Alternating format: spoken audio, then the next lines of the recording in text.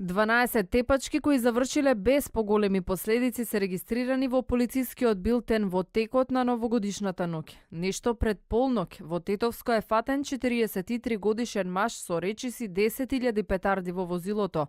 36 годишна скопјанка заврши во болница повредена од заталкан куршум кој поминал од покривот во незиниот дом во Чаир. Овие настани се само дел од извештајот на МВР од вчера вечер. Министерот за внатрешни ја оценува новогодишната ноќ како мирна вечер, без посериозни инциденти.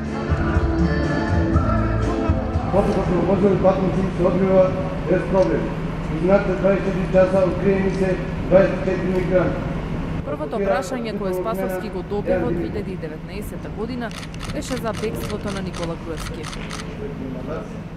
Тоа ќе го одговори јавното обвинителство за организиран криминал кој што ја води страгата.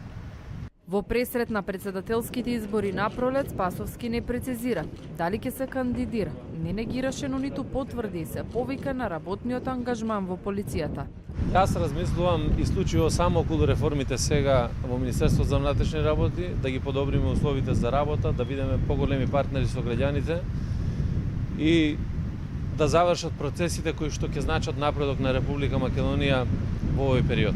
Во новата 2019-та министерот за внатрешни посака повеќе енергија на колегите полицајци за да се справат со предизвиците. Поголеми интервенции вчера имале пожарникарите. 8 пожари биле регистрирани само во Скопје помеѓу 19 и 7 часот утрово.